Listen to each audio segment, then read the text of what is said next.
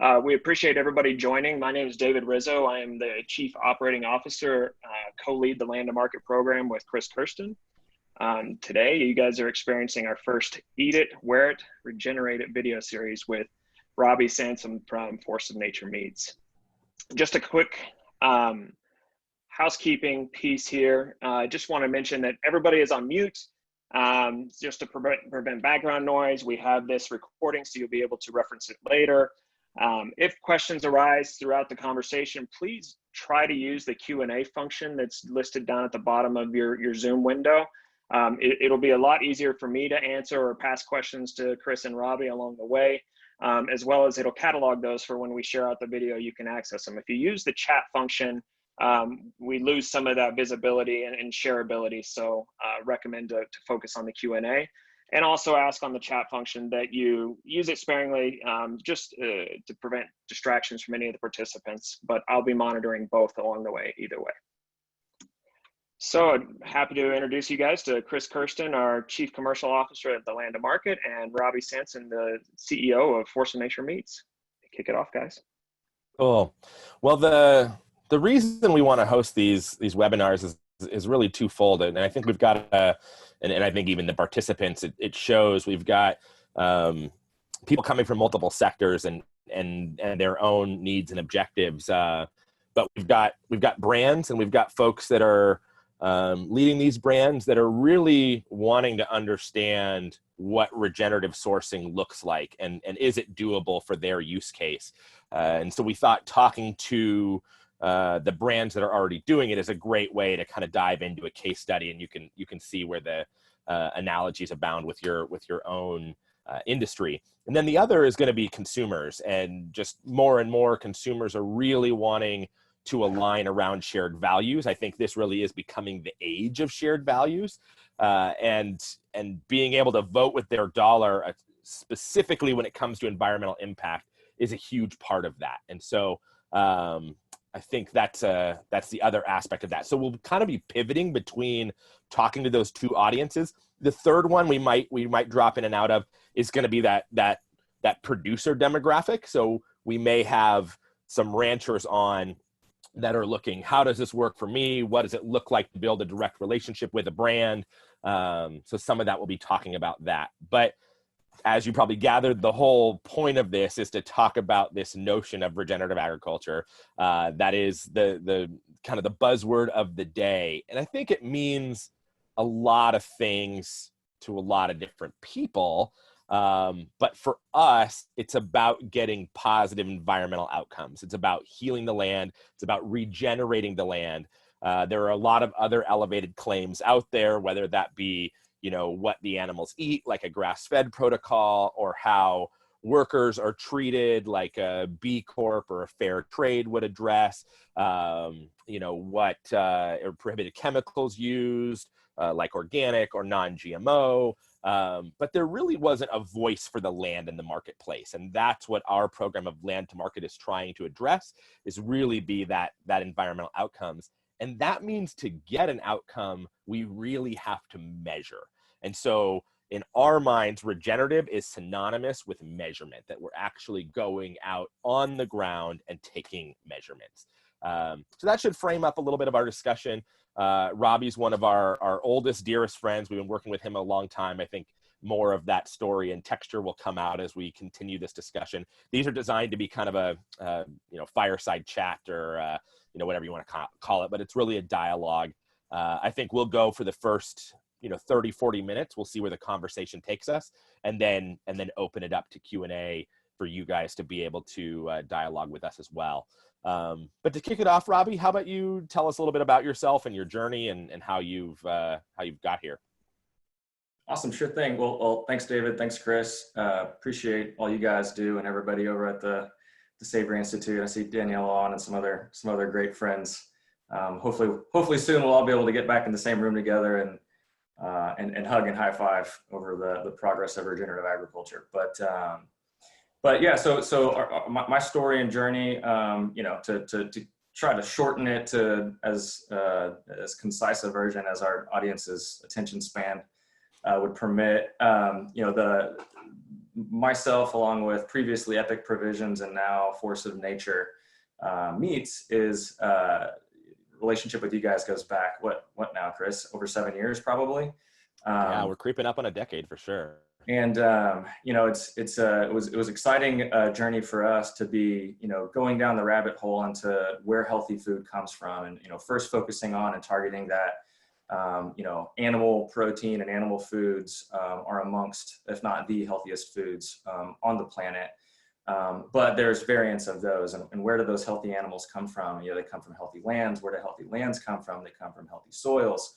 You know, where do healthy soils come from? They come from, you know, diverse and fully functioning, thriving ecosystems with that are cared for and respected in a variety of ways, right? And so, you know, that journey for us was one that we shared in our prior business, Epic Provisions, with consumers. And we're able to help really grow a following, and, you know, standing on the shoulders of giants like Alan Savory, further the messages and the principles of regenerative agriculture, and begin to help amplify those, and start to get consumers involved into this healthier food movement, lower in carbohydrates, higher in healthy fats, paying attention to the ecological outcomes of the food systems that you're supporting. Sort of journey. And it's been exciting to see consumers advocate and mobilize around these concepts, and really cast votes and amplify their own voices as change agents, right? And then, you know, after growing the Epic Provisions brand, you know, for a series of years, we sold it to General Mills at a time when, you know, they had come to us and said, hey, what you guys are doing is working. We want to further the mission of that brand, reach more consumers with better food and these ideals. And subsequent to that acquisition, we were able to help lead the charge of regenerative agriculture in that larger organization, to the tune of them recently committing to converting 1 million acres of their supply chain to regenerative, right? So very proud of the influence we've been able to have there, and through that brand and the snacking industry. Now, Force of Nature comes into the picture because, you know, snacking and bars and jerky and rinds and the great products we produced and came up with at Epic are a tiny section of the industry and households, right? Meat itself is in more than 95% of households, and it's or more than 98% of households, excuse me, and consumed by more than 95% of people here. So I feel like with the momentum we've been able to generate, we have a much greater opportunity to support consumers and support land stewards and ranchers, and helping to further develop the market for regenerative meats. Develop more awareness in consumers and more access for consumers, which helps more producers justify the investments that they need to, you know, produce more and better food in a way that enriches our environments. So supporting both producers and consumers, and ultimately, you know, creating more healthy food and reversing you know, some of the major global crises that we're seeing as the direct result of our agriculture systems, resolving some of the challenges we're seeing in rural communities where ranchers and farmers are losing their land to the tune of something like 10,000 farms a year. And, you know, the average age of the heroes that are producing our food is approaching the 60s, and more are leaving the industry, right? We need to return not only nobility to that, but also the financial opportunity that justifies the effort, right? And so I'm trying to hit it at both ends, and create more good in the world. For sure. And so, yeah, just to drive that point home, Epic Provisions was our earliest market partner in Land to Market, to the point that they actually predate the formation of Land to Market.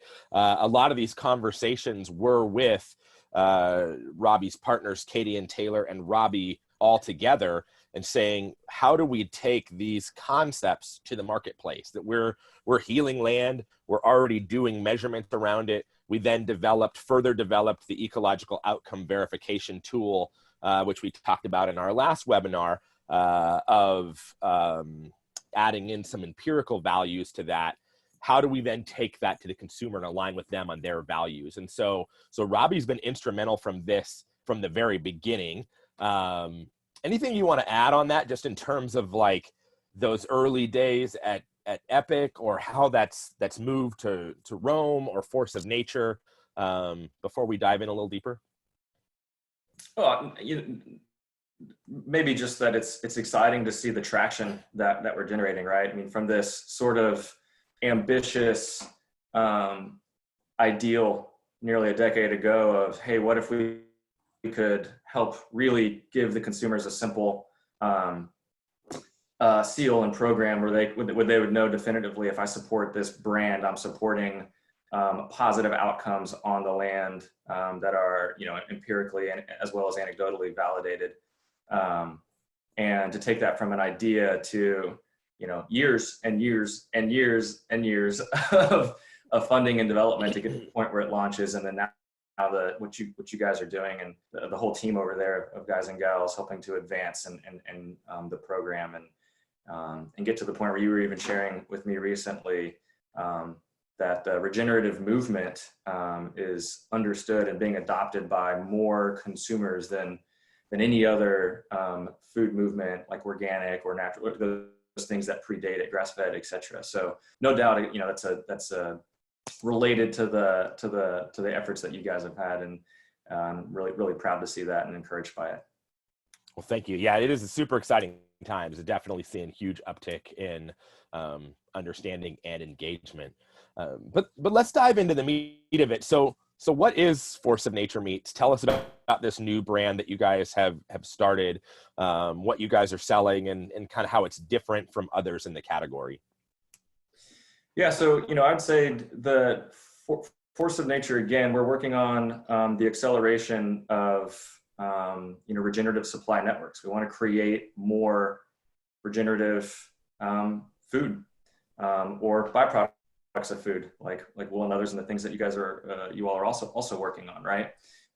And the way that you do that is to ensure that there's consumers there to pull those products through the supply demand cycle and value them as they should, right? As honest food that is the opposite of commodified food, right? It's not deferring the true cost of that food to the future at the expense of really all other stakeholders. Instead, it's food that's solutions oriented, and it's supporting a more virtuous cycle than the historical cycle we've seen in all of our agriculture industries, right? And so the thing that Force of Nature and what we're trying to do different is create awareness of these important issues in our food. All of the issues that create the foundation of regenerative agriculture, right? Whether it be soil health, whether it be the impacts on rural communities or even small countries globally that we talked about, or it be even more macro issues like pollinators and oceans and waterways and climates and things of that nature. Create awareness that these issues all are related to one of the most significant efforts as a human species that we've ever employed on our lands, and that's global agriculture, right? But do it in a way that's palatable and familiar and actionable by putting forward a brand that is available on a national scale and across channels, so available direct to consumer online, available in retail, as well as in food service nationally, and then similarly to do so across a variety of proteins. So not just beef, not just bison, not just traditional proteins, a variety of exotics, a variety of cuts, etc. Particularly focused on, again, supporting ranchers and land stewards who are either in the process of transition or who have transitioned or in the process of scaling, or who, are anywhere who are large, who are small, who have their own brands themselves that we would like to see grow and succeed, right? I mean, the ultimate endeavor here is produce more good, honest food that is truly sustainable in the sense that it is actually building resiliency and regenerating lands, addresses food security and food scarcity issues for the future, as well as shifts market share from incumbents who have taken shortcuts at the expense of all of us to other good producers and good brands out there that have more of a triple bottom line approach, more of a I'm a member of a community and I want to build and improve that community approach, and connect those producers to consumers in the most efficient way. Totally. Yeah. And like, I love the way you guys have curated your offerings between, you know, traditionals and exotics. And then I know you've got the ground products, you've got the cuts and chops and like chicken, and then you've got the boxed burgers that are, you know, preformed patties.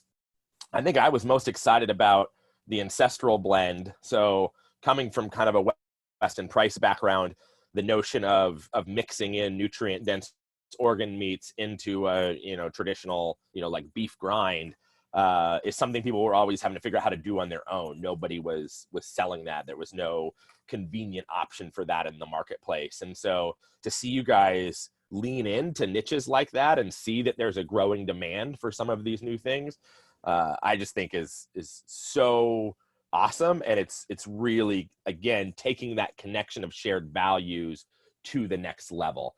I've always loved how the three of you in running your businesses have really heard the consumers and met them where they're at.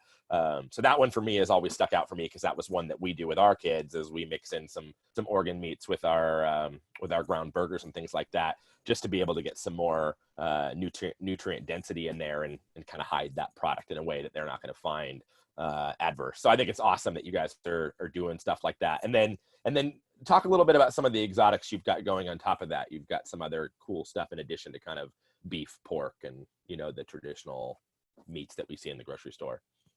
Yeah, that Ancestral Blend is a good example of some of the stuff I'll share. But, you know, for me, it's frustrating that these cuts that were the most highly sought after, due to their nutritional value, right, and even flavor, by our ancestors, have been somewhat, you know, excommunicated from our diet due to the modern palate. So for us, it was important that we brought that back into the fold, and did so in a way that was, you know, sensitive to, number one, the makeup of the animal and you know, the percentage of organ relative to you know, to meat, but then also you know, something that tied us back to our ancestral roots. And then just as that relates to the broader portfolio of products that we offer today, you know, being a new brand on the scene and trying to promote these messages and get awareness to these issues through our brand, we need to do stuff that's innovative in order to get our foot into the door in all these markets, right? And so there's unmet demand out there for the type of products that you just said you're excited about, right? Products that incorporate a healthy mix of organ meats, as well as, you know, the exotics that you just referenced as well, right? Amongst the fastest growing sector of within the meat industry. But not widely distributed, and where distributed, not often done so with higher attributes or claims, right? The grass-fed, the grass-finished, the management effort on the front lines to be thoughtful of environmental impact and ecosystem health, and ultimately, as you pointed out, that what we're all working to support here with the Land to Market program, generating positive outcomes.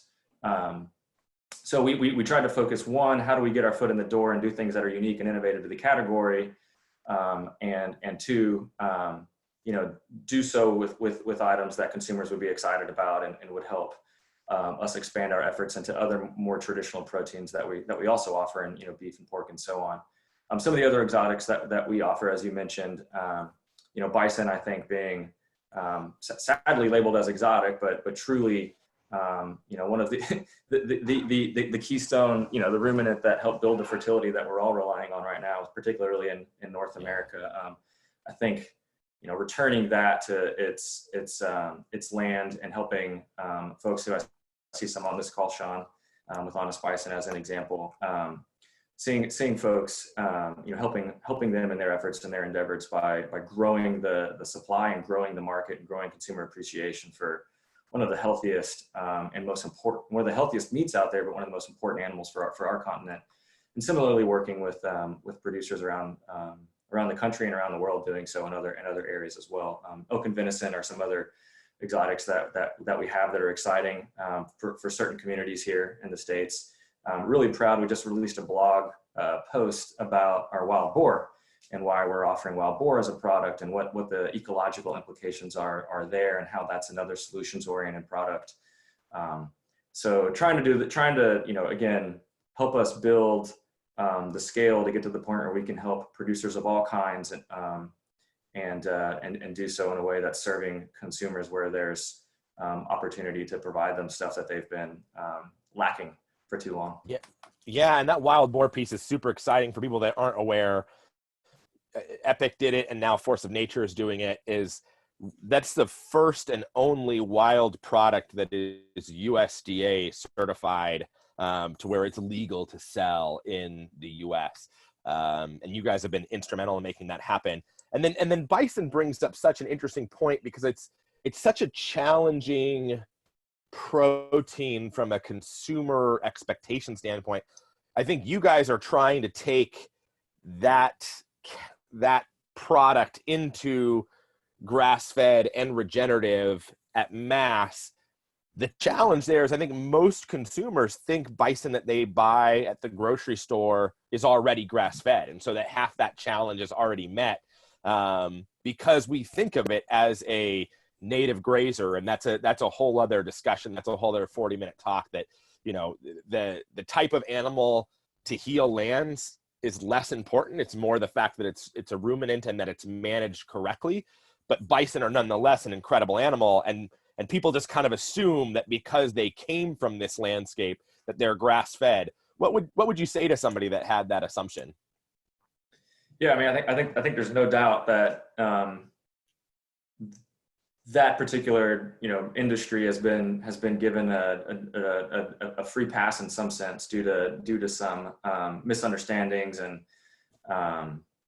again, a lack of transparency for consumers. I mean, I think you just described the issue there. So without diving into that, I'll say I think that same challenge permeates all meat products, right? I think consumers form a lot of assumptions about where their food comes from and about what is and isn't true when it comes to sourcing their meats, right? I think some of it is cognitive dissonance, no doubt, and then some of it is truly the result of nefarious efforts to mislead and misdirect consumers' attentions, right?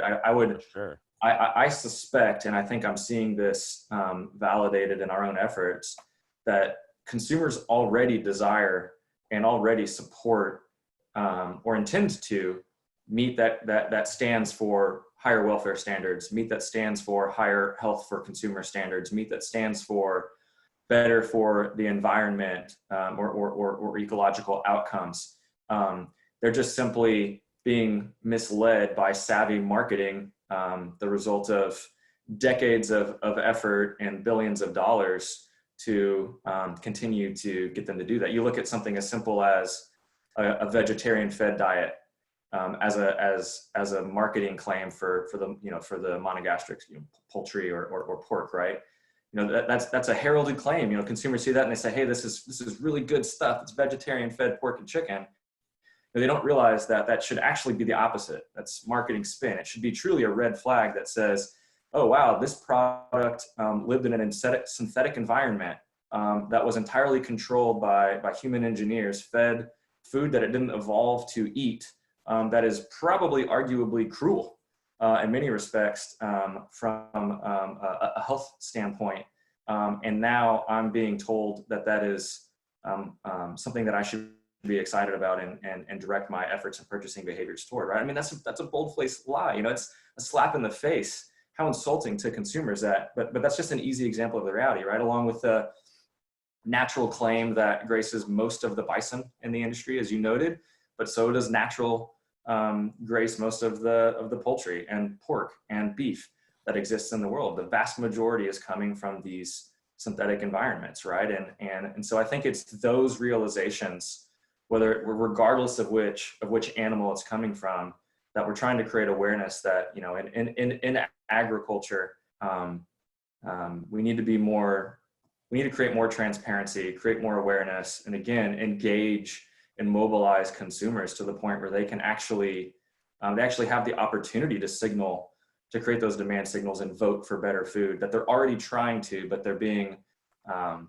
limited in their capacity. And I think I think there's a sleeping giant there that's waiting to emerge.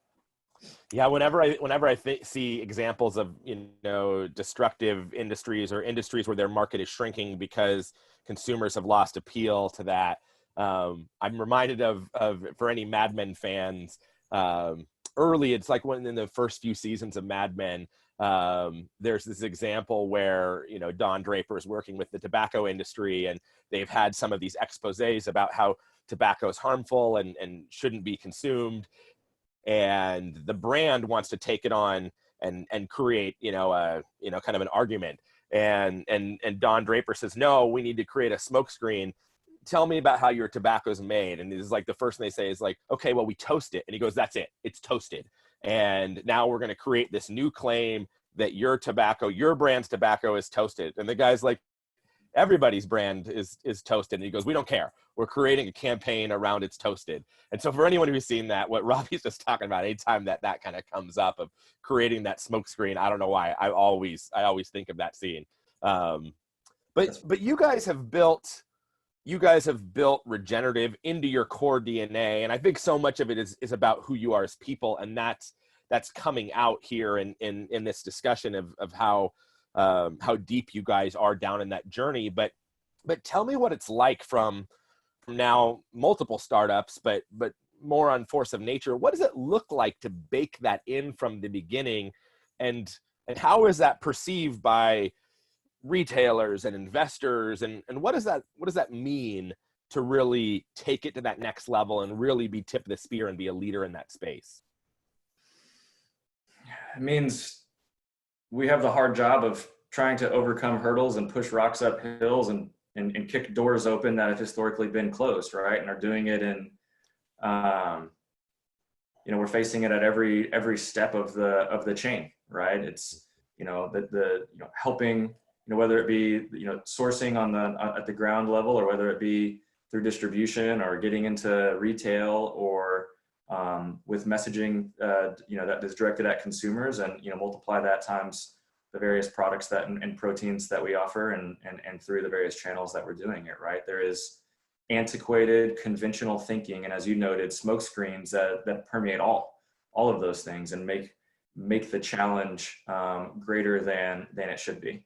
But as you noted, we've been very fortunate in our lives, and we've obtained a very unique set of experiences and skills. And I think it's incumbent upon us to put all of that into practice and help, pave the way so that the journey that we're experiencing, as being, sort of one of the first to take on this messaging at this scale and this manner, and trying to do it simultaneously in a way that lifts others up.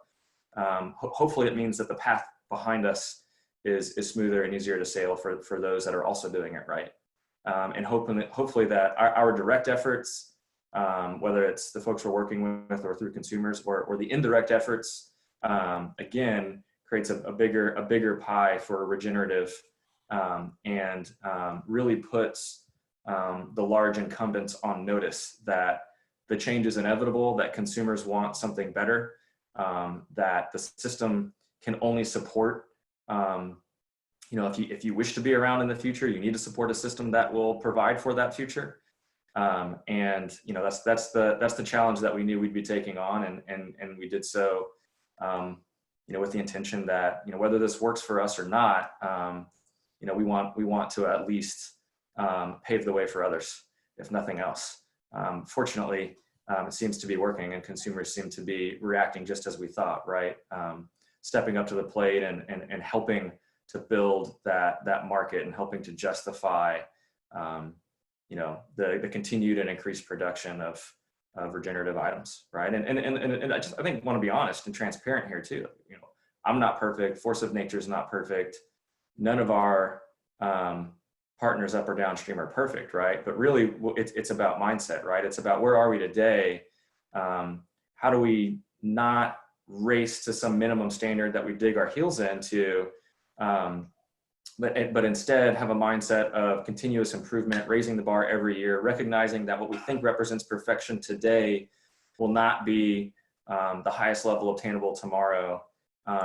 Recognizing that in some cases, perfection can be the enemy of progress, but that we can't let that thinking allow us to rest on our laurels and fail to make progress where it's obtainable, right? And so, that mindset is really what we're looking for and the folks that we're working with and partnering with. And it's the transparency that we try to create and share with consumers so they understand that this is a mission and they're on a journey and we're all in it together. And you know, something that hasn't been seen in meat, right? That transparency. In fact, to the contrary, when you look at the food revolutions that have occurred in the center of the store, you have products that are built on a set of ideals and that carry badges or certifications that represent, you know, certain types of outcomes, right? And then you've seen that revolution spill over into, you know, dairy and yogurt and eggs and in different sectors, but we haven't yet seen that hit meat, right? And the reality is, you know, it's the same thing, the same potential. You know, meat should be transparent and where those animals are coming from, how they're being treated, what the land outcomes are. Consumers should have access to that information. And for too long, they've been, you know, shielded from it, and, you know, the curtains have been pulled. And we're trying to peel that back and connect them to that food. Yeah, I think you just hit on two really important concepts that we work on, and one is that notion of perfection being the enemy of good, and then these minimum thresholds. And we, like you guys, one, with the brands that we work on, we're working about it being a journey of continuous improvement, but also with everyone else along the supply chain, all the way back to the producer. There are no perfect producers, which, if you flip that on that head, also means that there are no really bad producers. I've never come across a producer that's trying to make their land worse. They're in a system that has asked for cheap and fast food, and the system has done a really good job of providing that. And now if we as consumers are going to push on that and say, no, I actually want more of the rest of the story and I want to connect on shared values, we have to allow for that journey for those producers to get there as well. And so I think we're kind of moving the goalpost of where, as an industry, that's been put for them, but I think they're willing to get there. It's just, we've got to give them the time. So I think that's such an important piece to drive home. And we're just vehemently opposed to minimum thresholds, because then you get somebody that does everything they can to game the system to cross that line and stay there.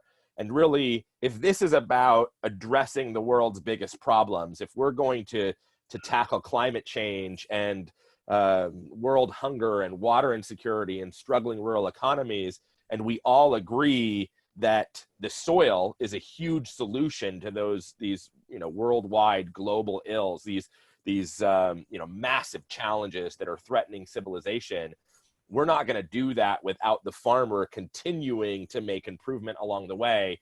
And I think that also requires us to make a shift in how we see the farmer, that if that's our solution, then they're really our ambassadors to that solution, which means we need to kind of elevate their role in society. That for all of human history, they've been the peasant class of society. And so we've got to raise them up. And so I love that Force of Nature is drawing attention back to the farmer at every stage, and that you guys are supporting that journey.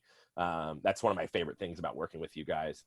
But as we're talking about a journey for brands, tell me what products qualify for the program today that Force of Nature offers that are already verified through Land to Market, and then where you see growth. I know you guys are just getting started, so there might be more on the growth side, but tell us where things are today and where things are going from a regenerative offering standpoint. Yeah, so right now we have the EOV validated Land to Market seal on our pastured pork product, and then we are sourcing Land to Market beef. And then working with ranchers across our protein who are either in the onboarding process or are working through the process of partnering with Savory and the Land to Market program. So we have a mix of products that either carry the seal or that some of our sourcing supports organizations or operations that are carrying the seal. But then we have other supply mixed in through ranchers and land stewards who are practicing techniques that are mindful of soil health, mindful of outcomes, mindful of regenerative principles, but who are not yet participating in the land to market program. So that ultimately that product doesn't qualify for the seal, but we have our own validation efforts internally that we're using. And then of course, you know, as you well know, the land to market ranches are growing at and we talked about it early on in this webinar, right?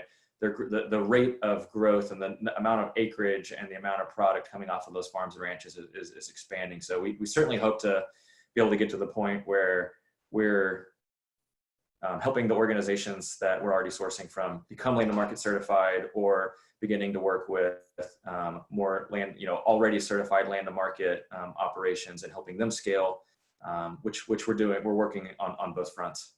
Yeah, and so that brings up another kind of critical point for us, and that brands should understand, is that for your pork product that's fully segregated and 100% of the sourcing is regenerative, that's where a brand can put a seal on pack. But we'll also work with brands in a mass balance approach, to where, like for you guys, you have some beef that qualifies, but not all of your suppliers are there yet.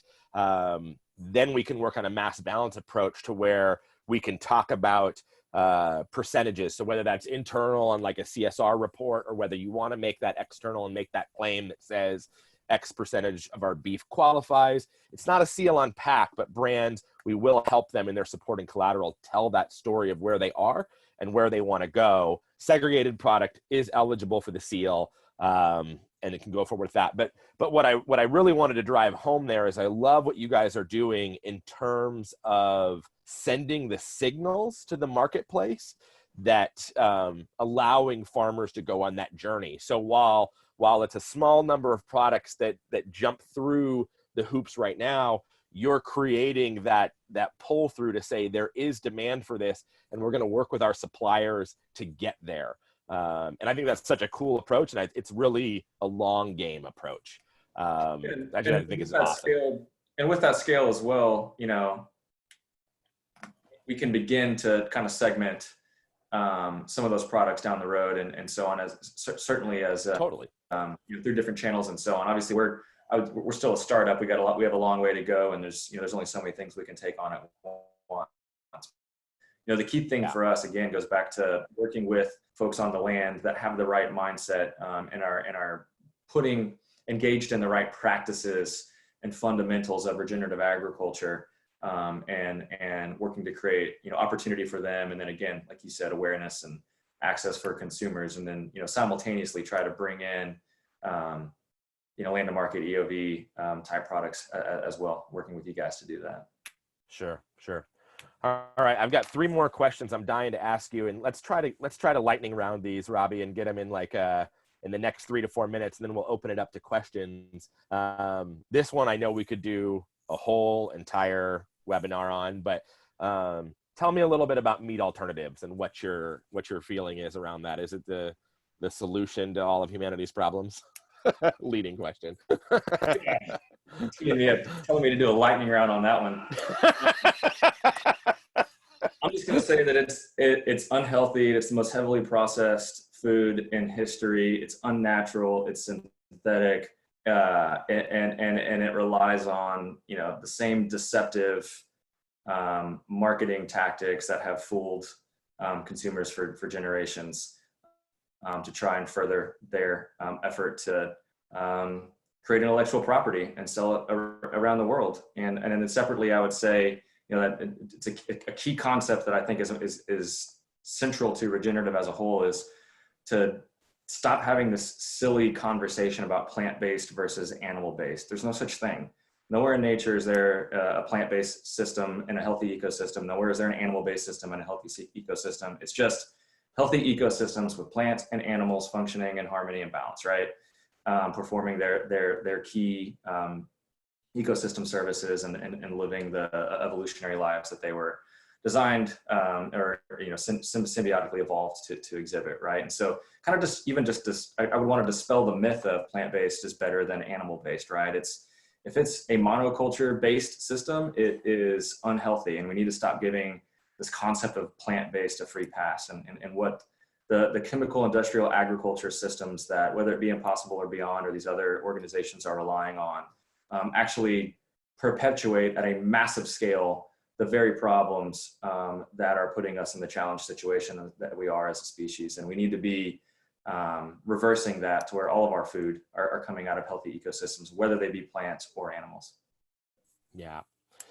And on some of the I'm going to say bigger brands that we work with, you know, they're not ready to take this messaging to consumers yet. That they're doing it more because investors are asking them to shore up their supply chain to reduce volatility, you know, in their stock or in their asset, or it's advocacy groups pushing them around, you know, whether that be militant vegan groups or others, or it's employee turnover and they really want to engage with their employees and be able to share that their brand has a mission.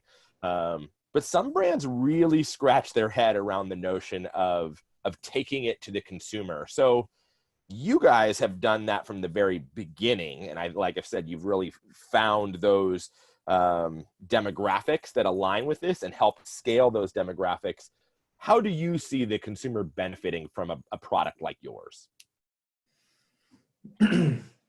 Well, I mean, I think it in some cases it does, and in some cases it doesn't depend on the consumer, right? So all consumers will benefit from eating healthier food.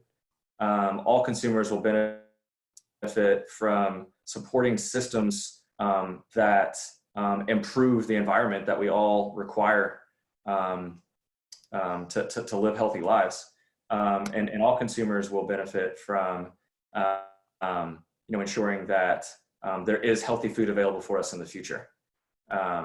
And so those are some of the baseline foundational reasons why consumers would want to support it. But to translate that into why an individual consumer who is unique amongst all consumers cares and wishes to support these sorts of products, varies by consumer, right? I mean, you're a family man. The most important issue to you, Chris, may be feeding the most healthy food to your family. Heck, you may be a vegan who wants to feed the most healthy food to your pet, right? Or you may be, somebody that is willing to make any sacrifice to your own self or family if it means supporting something that improves welfare for animals or improves outcomes in environments. Or you may be a conservationist who is looking for habitat restoration, or the list goes on, right? And so I think that the challenge and the concern most brands have with this space is, oh my gosh, there's so many solutions and it's so complex. Consumers aren't ready to have these conversations, and you're never going to be able to get that message across. And it's like, well, I don't really have to get the whole message across. I just have to get the singular message across that's already relevant for them, and then invite them to a conversation they already care about. And maybe there's some things that will enlighten them. And maybe if it's appropriate for them and their family and their preferences and their financial situation, they'll start to support more and more farmers and ranchers who are producing food that aligns with their values, now that they have the transparency to know the difference. Sure. Okay, so last question. What would you say to other brands to inspire them to follow in your guys' footsteps? Yeah, I think, reach out to us. We're happy that if you're standing for the right things. I get asked this question about competition with other regenerative producers. I don't know of a regenerative producer that's a competitor of mine. They're allies, right? We're in this together. And I think in our industry, if you're relying on if you're relying on animals and animal agriculture to supply your business, if you stand for regenerative principles and ideals, and that's part of the founding of your country and your company, and your very DNA, we should be working together. And I think there's just far too much infighting amongst brands and operations.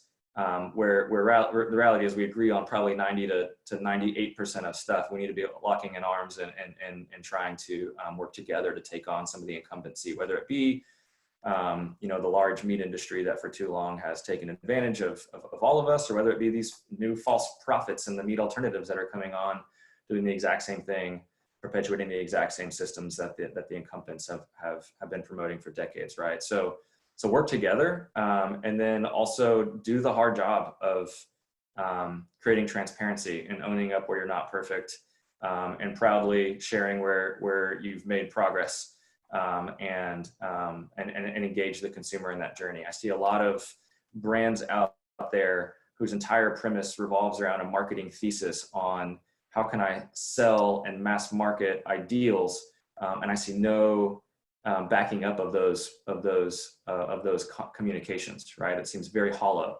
So come forward, be humble, be honest, be transparent. Consumers will reward you for it, and work with other folks who are going to similarly benefit from your efforts. Great. Robby, tell us where people can find your products, and then Rizzo, how about you, as soon as he's done there, start firing away some of the questions. I see we've got some here in the Q&A. Yeah, absolutely. And I'm going to share up just so everybody has a reference to what those products look like in market as Robby answers that question. Yeah, so we have our own web store, forceofnature.com. Go to the shop section and you can buy, any of our items. We'll deliver it, straight to your door from there. We are also distributed, depending on where you live, in Whole Foods, as well as natural grocers. We're distributed on the East Coast and the West Coast in a variety of really exciting independent grocery stores. Love supporting and working with independent grocery stores. And then, continuing to work on, expanding and being available in more restaurant outlets. Obviously, we're in a unique time for that industry. So those are the best outlets to go to support us, online and retail and otherwise. Great. Thanks, Robby. We'll jump in. We have just a couple questions, but I think that'll definitely eat up the remainder of our time. Jennifer Morehouse had asked, earlier in the conversation, Robby, you mentioned working with small producers who currently have their own brands. Could you elaborate on that a little more? Yeah. So, I think if, you got to look at who is a producer, what is a producer, right? I mean, I think some producers have relatively modest acreage, but a large number of employees supporting their operation because they may be vertically integrated to the point where they're raising animals, slaughtering animals, processing animals, putting an owned brand on it, selling it into retail, selling it online. And then they may have other, that could be a diverse income streams through multiple species. And then there could be on-farm stores, et cetera, right? Which is an incredible model, and that should be supported. And if they're doing things right and representing regenerative values, then I will happily source from them and give credit back to them.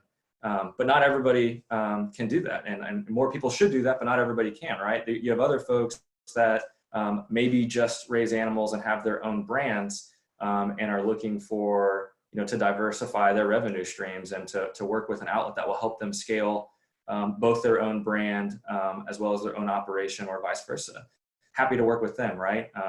And then similarly, there are folks out there that are they want to raise animals, they want to be on the land, they don't want to be out trying to create a brand, sell it in any channel, market in any capacity. What about them, right? Well, happy to work with and support them in their efforts as well. And so trying to again, at all scales, work with producers to justify them making the efforts and changing their practices, and get more acreage under regenerative management, get more animals into the supply chain that represent these values, and get them in the hands of more consumers.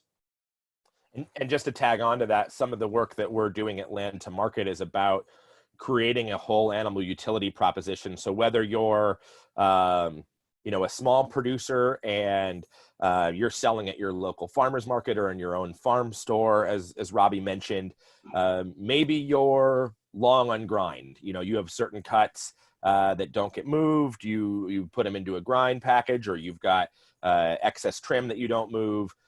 We will help you find buyers for that grind. Or maybe it is the organ meats. You're not getting full value, or in some case any value, for your organ meats and bones. we'll plug you in with bone broth companies and those like Robby that are doing the Ancestral Blend, or pet food companies that are using that those organ meats that want to go into their products. And then even the most elevated and furthest along in these journeys, you know, the White Oak Pastures, the Joel Salatins, the Thousand Hills, the Gabe Browns, you know, traditionally have not been able to move their hides. And so now we're trying to find leather buyers and plug them into that conversation. And so we've got partnerships right now with Caring Group, which is the parent company to Gucci, Balenciaga, Saint Laurent, Alexander McQueen, a bunch of other luxury brands. They're really leaning into leather to meet their environmental goals. And then the other one that's big on hides is Timberland. Timberland's just announced that they're launching a boot in October. We'll do a future webinar with both of those brands, so you'll get to hear more from them specifically. But it is all being sourced through this program, the leather for that footwear product. And then they're going to expand that to other lines as time goes on. So then it doesn't matter if you are a cow-calf producer and you have cull cows that you don't get full value for, or whether you're already in the direct-to-consumer marketing game and there's just pieces that you can't fully utilize. We can help you find a buyer, whether that be large or small, to help fully utilize that product and hopefully create new value streams for you in that. Great. Well, we have just a couple more questions, and I think one of them we'll have to lightning round it, as you said earlier, Chris, because it could be a whole webinar of its own in terms of human behavior. But Carol Jacobs was asking, how has the food industry ended up in the state that it has? Has it been driven by making money and profits? I'll let you guys answer that. It seems odd that people try and convince other people to eat unhealthy food that's not supporting the land and ecosystems. Oh man, that's a whole other episode as well, right? Why is there corn and soybeans in all of the food that we produce, and why do we only produce 4 crops in this country when we have the capacity and historical reference to produce far more of our own food? I'll just say, I think when I look at the commodification or commoditization, whichever you prefer, we have promoted a system that has put price above all else at the expense of all else. You know, a few large organizations have benefited from the perpetuation of that those sort of systems. And just now we are finally becoming, and I would also add that, you know, with the best of intentions, we worked on and the efforts were put in practices were deployed that meant to increase yields and feed growing populations and so on and so forth. But we've long since learned that there are devastating consequences to those systems, and opportunities for improvement exist. And you know, for too long, again, the incumbency has fought to shield and keep those realities under the radar. Right now, access to information is changing. So, yeah, I think we've got here due to lack of awareness by the consumer, and the way out is, as Will Harris and many others always say, you know, there's no food revolution without the consumer. So let's get the consumer involved, and let's see what they actually want us to be producing and providing them once they know what they're actually getting. Great. Yeah, and you know, from my perspective, I would say there's fewer nefarious actors than we tend to think. I think it's just in human nature and the way that we architect stories in our mind to create the good guys and the bad guys. And I think that the nature of what we have asked for, and I think that what Robby mentioned about price is a huge part of that. I think the other part that we have to address is convenience, that there's a reason that they call it fast food and not cheap food. And convenience, to be able to have that burger sitting there under the heat lamp every 60 seconds means that somewhere out of a field, animals have to be coming off to match that same rate. And when you create a commodity monopoly or commodity oligarchy to where producers really only have 1 or 2 options of who they can sell to, you're not going to create innovation in that. And then we've got a system of specialty layered on top of that, to where we're now building in every single component of the supply chain, of that processing or value add chain, whatever you want to call it. They do one thing and then they sell to the next person, and everybody protects their one thing and their IP and who their relationships are. So you are creating a dark, amorphous supply chain. And in some supply chains around the world, there's a lot of organized crime that are actually at those layers, surprisingly. Particularly in leather, you find a fair amount of organized crime in those value add chains. Nothing about that is designed to maintain values. It's designed to strip everything to its lowest common denominator. So we look a lot at the craft industries that have been out in front of this further, and that's going to be, wine, of course, is the best. They've celebrated individuality of products from the very beginning. But then you've got now craft beer and craft chocolate and craft coffee and craft cheese, and I know I'm forgetting some. But they all kind of start talking about the growing practices, and then they move into talking about the processing and how they introduce craft and niche and human scale and artistry into that.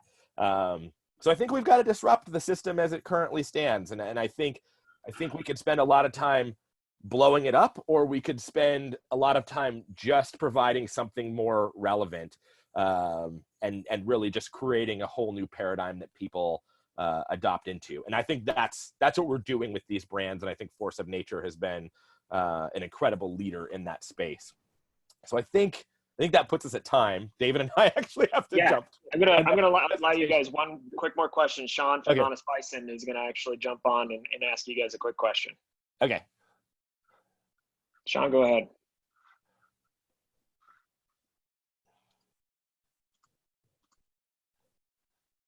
Sean, you'll need to unmute there. There we go. There was a new button. Sorry about that. Thank you guys. You're doing a great job. I had a quick, it's a quick question. It may need to get punted to another time, but I think as a brand that's trying to do the good work as well, and I really commend what Force of Nature has done. You guys are doing it beautifully and gracefully and humbly. So I am one of those allies that are cheering you guys on for this mission.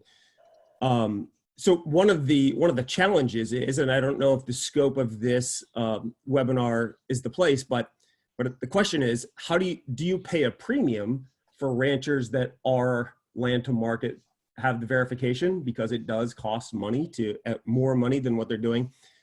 And then if so, do you then have to communicate that price difference as you make transitions from the meat proteins that aren't verified to the meat proteins that are? How do you communicate that premium?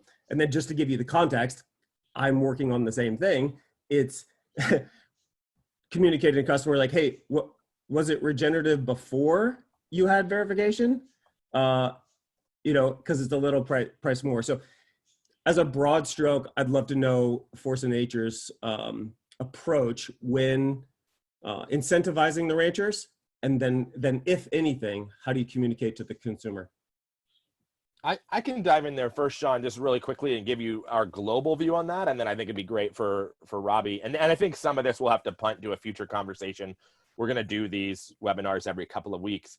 But for us at Land to Market Global, we see premiums as an option. I think it's long-term going to be a stepping stone. I think when you look at like organic as an example, and particularly organic dairy, as the program scaled at the commodity level, not to the consumer level, but at the commodity level, as more supply became available, the product price just got closer and closer to the threshold they were differentiating from. So the 300% margin that they received in the early days of organic carrots now is nothing, and it's 2% or 1%.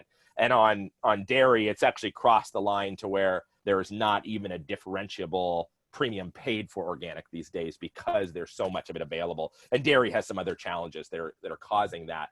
Yeah. But we're big believers in the notion that premiums become norms and norms become discounts, as an old economic adage. And so, yeah, premiums are part of that, and they do send those signals, those carrots to the marketplace. But when we look at the long game, the next 10, 20 years of how this scales, we want regenerative to become the norm, which means it won't be a premium anymore. So if we're going to elevate that role for the rancher in society, for the livestock farmer, we've got to provide them new value streams. And so that's where that whole animal, whole farm utility is a huge part of that, having them get paid for parts and pieces they never got before. The average cow-calf producer gets a margin of about $20 a head. If they now make $5 extra margin from their hide, that's a 25% increase in their business model. So that's huge.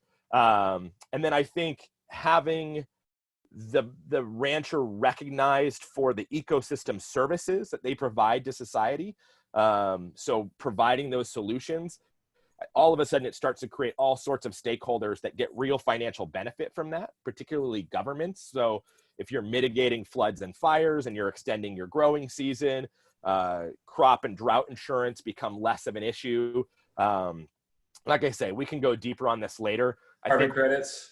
Carbon credits, and we actually think of it being broader as an ecosystem service credit that would be voluntary in the private sector and also potentially in a subsidy model. I think we can start to affect real estate prices. We should do a whole talk on that at some point, Rizzo. But anyway, I'll pass it over to Robby. What's your guys' take at Force of Nature? Yeah, just trying to be respectful of the fact that we're over time too. Sean, you can always reach out to me. Happy to have a conversation. Good to hear from you. Yeah, and I think the answer it's a complex one, just like everything else. But I'd say it's case by case, right? I think most of what we're doing today, and Chris kind of mentioned how things evolve over time traditionally, but today there's a premium to be paid for, grass-fed, and then there's a premium to be paid for regenerative. And I think what we want to do is work with producers to understand what it is that they need to justify the changes in methods and practices, and again, try to find some calculus that works for them, and then works ultimately as we get it into the hands of consumers that makes it viable long term. And so depending on what, whether it be financial or whether it be other sort of support, I think anything's on the table, but it always depends on who we're working with and who we're talking to. Cool. Well, we have to bounce to our next event. So this was great. We'll record this and send the recording out afterwards.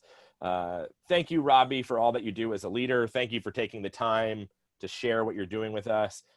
Thank you, David, for your amazing production today. And I just appreciate everyone taking the time to listen and be a part of this and help drive this movement to the next level. Thanks for having me. I appreciate being here. Thanks, everybody, for the great questions and engagement. It's really excited to be a part of something so important. Thanks, Robby. Appreciate it. Have a good one, everybody. All right. Take care. Thanks, everybody.